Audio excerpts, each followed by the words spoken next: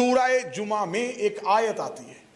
उस आयत का एक ज़ाहरी तर्जमा यह है कि जब तुम्हें जुमे के लिए बुलाया जाए तो अपनी खरीदो फरोख्त को छोड़ो और जिक्र की तरफ दौड़ो। इमाम सादिक की बारगाह में एक शख्स बैठा, हम करूं नाम था उसका साहल इब्न साइद। उसने कहा मौला ये जो सूरह जुमा में आयत है कि जब तुम्हें जुमा पुकारे तो फौरन उस जिक्र की तरफ दौड़ो। साहल बिन साद ने कहा मौला ये क्या इशारा किया जा रहा है, जबकि आपके जद ने फरमाया है कि जब भी मस्जिद के लिए जाओ वकार के साथ जाओ, रुक रुक के जाओ, इत्मीनान से जाओ, ठहर ठहर के चलो। वहां कह रहा है कि इबादत के लिए जाओ तो वकार के साथ जाओ। यहां खुदा कह रहा है कि जब जुमा की तरफ दौड़ो तो फिर उस जिक्र की तरफ दौड़ के जाओ।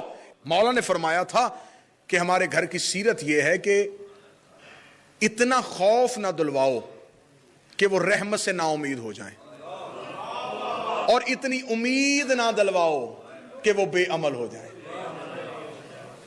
क्या बात है। मुलाकात इमाम से कैसे नहीं हो सकती? मुलाकात हो सकती है। अब तरीका मुलाकात सुनिएगा और इजाजत दीजिएगा। इमाम से मुलाकात, इमाम हमारे दौर की हुज्जत, हम उस मौला की रैयत हैं। इमाम का ज़हूर, निशानियां पूरी, बहुत बड़ी बड़ी निशानियां पूरी हो चुकी हैं कि बैतुल्लाह के करीब बिलाल के नाम पे एक मस्जिद होगी, गिरा दी जाएगी, गिरा दी गई। उस पे एक बादशाह जिसका नाम एक जानवर के नाम पे होगा वो अपना महल बनाएगा। फहद चीते को कहा जाता है, उसने अपना महल बना लिया।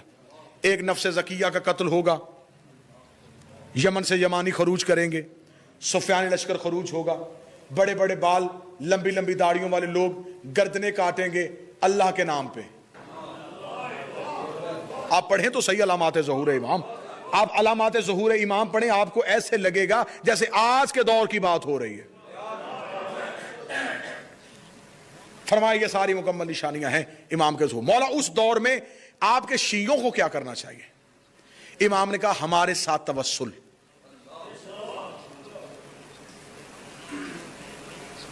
इमाम से मुलाकात की ख्वाहिश।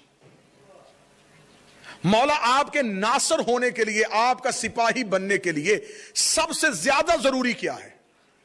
इमाम ने सबसे ज्यादा जरूरी यह है इमाम से मुलाकात की तमन्ना।